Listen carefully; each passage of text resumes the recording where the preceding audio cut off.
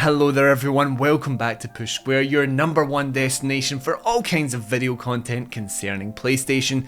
My name is Aaron, and to mark the second birthday of the PlayStation within the UK release date, because why not use any excuse to talk about anniversary stuff, I've decided to finally take a critical eye to the PlayStation 5 exclusives that we've all experienced over the last couple of years. Being a video, being YouTube, I've decided to rank these into a list, but I know what you might be thinking: what constitutes a PlayStation 5 exclusive? I had to think about this. There are some rules that I have put in place. The major one being that a PS5 exclusive has to have released exclusively on the PlayStation 5, and that might seem super obvious, but that means no cross-gen releases, no remasters, and no cross-platform stuff. What we have here is a list of games that launched on the PlayStation 5. Now, they might be available on other platforms now, but on release and for a good little while, they were only playable on the PlayStation 5. I hope that all makes sense, but that does mean that we have a list of 7 titles to get through today.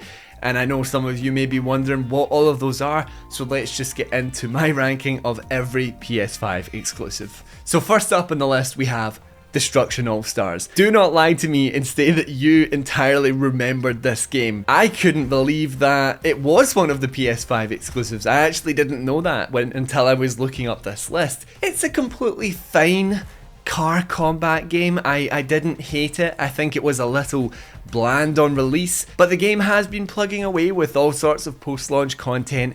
But I think just when it comes to what we know and love as a PlayStation exclusive, just didn't really hit here. It looks nice, it plays nice. I personally really enjoyed the whole jumping out of a car just as soon as it was about to explode and then slipping quickly into another one and straight back into the combat.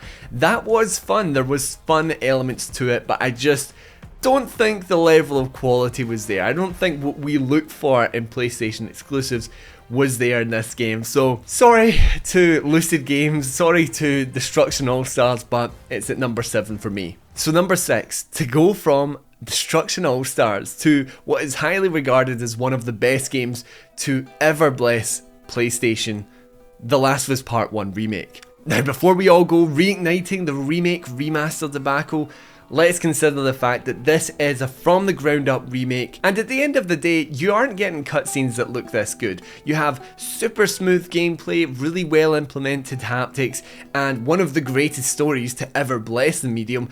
And this wasn't just some slight little upgrade from the PlayStation 4, this was a complete revamp. It plays like a different game, it looks like a different game, and that's coming from someone that has now played The Last of Us through 8 times.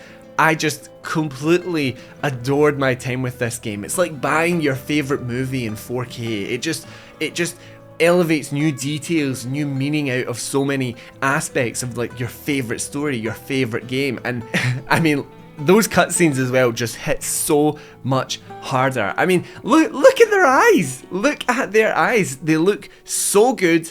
And you feel the emotion, you feel the raw power of every scene, and it's the small little changes that they've made to the way that the camera moves, or slight lines, or placement of characters that all just elevates the experience. Now, saying that, I wouldn't say it vastly revolutionises the Last of Us experience. It's not an entirely different game.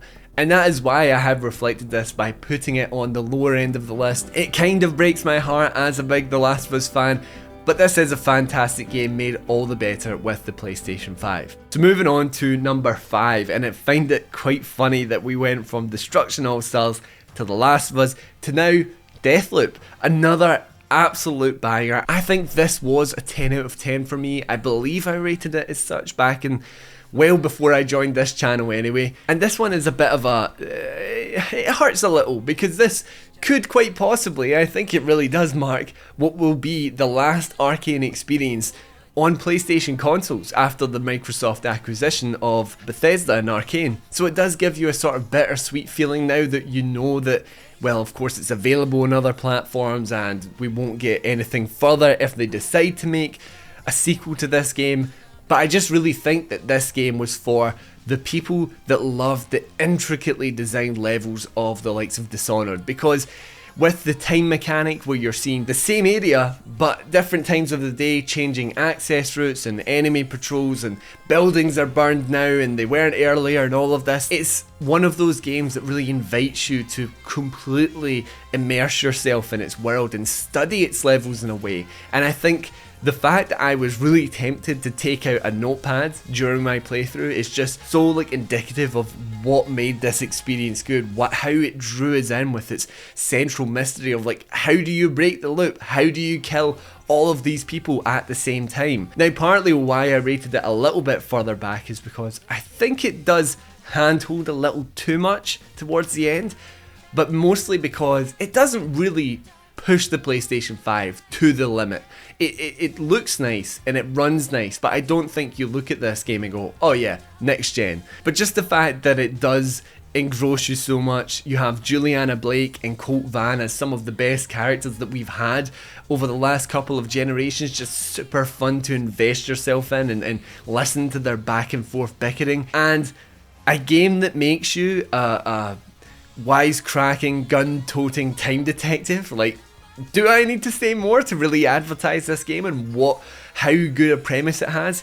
It's fantastic. So moving on to number 4, and one that I genuinely did not think would be rated this highly for me, but in the whole process of trying to rank these, I just couldn't ignore it, and that was Astro's Playroom. This is an easy one to write off. It's pretty short. It was a built-in technical showcase of the DualSense controller in a lot of ways. It's quite childish and cartoony. The mechanics aren't all that much, but I just couldn't ignore it. It's got so much heart. It's a true love letter to the history of PlayStation. So if you've been around in the plains of PlayStation like a lot of us have, seeing things like the 8 megabit memory card or the curvy design of the PlayStation 3 with that awesome 2007 Spider-Man font. Why did they go for that? Having this little digital trip down memory lane was such a fun experience. Seeing all of your favourite characters, iconic characters, in cutesy recreations whilst learning what the capabilities of the PlayStation 5 were. It felt very emblematic of what the PlayStation 5 was trying to be and the kinds of experiences we would get, even towards the point of some of the games that aren't included in this list, like your God of War or your Horizon. It's trying to build a legacy of these new characters whilst paying homage to the ones that came before, and I had such a good time going through this. It just warms your heart.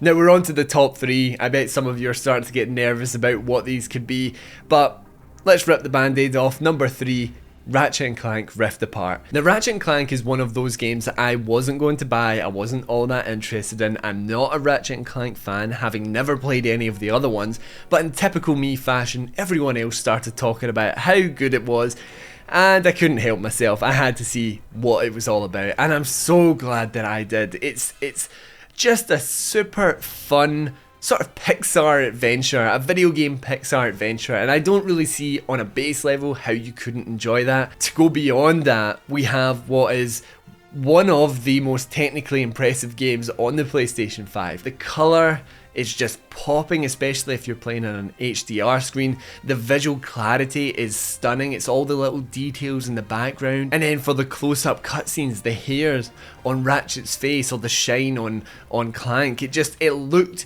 incredible. It felt incredible as well when you were playing it. It's super smooth gameplay, and the haptics were just really allowing you to feel the difference of every one of the game's sort of cartoonish guns, which went from spark flinging shotguns to guns that turned enemies into hedges. You could feel the difference in all of them, and the visual clarity while you were fighting with them was just top-notch stuff. And that level where you hit the stone and it changes into the different dimension is a complete jaw-dropper. We've not actually had anything quite like that on the PS5. And it is one of those grab you by the scruff of your neck and go, do you know that this is next gen? That's how good that was. So on to the final 2. You may be theorising as to what my selections are at this point, but let's just get on with it. Number 2 is Demon's Souls for me. Demon's Souls, to go from Ratchet and Clank saying I wasn't a huge fan of the series beforehand, I'm a very casual Dark Souls enjoyer. I've not completed any of the games. Rip into me for that if you really want to go and say about Ratchet and Clank being a real next gen experience. It was much the same, but in a more subtle way. Going into that opening level and seeing the enormity of the castle, it's the seemingly infinite little details in the environments that really make Demon's Souls as immersive as it is and as technically impressive as it is. You can feel the heft of the weight of the stones that you're walking by. The dampness just makes it feel like it's full of history. And then you're getting, you know, the colours popping with the fiery breath of dragons, or the visual dynamics of different regions that you're going to, like desert places, and then the big castle that we talked about, then rainy places. It looks just so phenomenal on every level. And then again, to talk about the subtleties of this game, the haptics aren't as obvious as what you would get in Ratchet and Clank, but it's the way that your sword would lightly clatter as you hit it off a wall, or when you're blocking another enemy, and you could feel in a way the swoosh of your sword. It added a nice subtle weight to everything that you'd done that really grounded the whole experience even further. As a game where you die lots, the SSD was so well appreciated. It just really elevated the entire Souls-like experience whilst just looking incredible. Really incredible. So that does mean that my number one for today is Returnal. It couldn't not be Returnal for me, and here's why. This game is one of those that just grips you and doesn't let go. The combat is stellar. I mean, I don't know why I expected any different from the developers of Resogun, my first ever platinum, but the Resogun developer Housemarque, I genuinely had a bit of a worry when I found out that they were making Returnal, because I felt like, is it too big? Is it too much of a step from these kind of smaller arcade shooters? But I was so wrong, because this game just feels like such a cohesive package. Everything in this game is just working together so well, whether that be the music or the visuals or the gameplay or the story, and it all kind of feels like elevated art in some way, because you're playing this seemingly simple story about an astronaut stranded on a planet, and then you start to wonder, is she actually stuck in a planet? Is this all in her head? Are these creatures that you're fighting manifestations of like her past trauma? And when you start to consider that, and it sort of like pulls you into its mystery bit by bit, but then to get further into that mystery, you're having to fully immerse yourself in this lightning quick combat where it's just a kaleidoscope of colours fighting these bioluminescent creatures with weird and wonderful guns that completely change your playstyle depending on which ones you pick, and the fact that it has haptics to work into the guns where you're half pressing triggers to reach alternate fire modes. And I have to take a moment to talk about the aesthetics of this game. It's given me major Prometheus vibes, and that's always a major up for me. I love the look of this. It just makes you want to go to the deeper and darker places of Atropos. It looks fantastic, and it's lightning quick. I mean, the loading times in this are insane. It was such a cool next gen experience. And to give a shout out to one of the levels that completely won me over, I think it's maybe the third boss. You're working your way up this sort of spiral tower, all the while you're hearing a crescendo of organ music, and you finally get to the top to discover that the boss you have been ascending towards is the one playing the organ music, and they continue to do so as you're fighting them. I don't even quite know how to put into words how much it impressed me and how much I was loving. Like, it was a game I was playing with a massive smile on my face while my eyes were wired to the screen. But that has been my ranking of every PlayStation 5 exclusive. I'd love to know what yours are. Let me know your orders down in the comments below. I know there's got to be one of you out there that has Destruction AllStars as your number one, but thank you everyone for watching. As always, if you liked the video, consider leaving a like, and if you would like to see more PlayStation content like this, then maybe subscribe to the channel, and I'll catch you right back here on Push Square. See ya.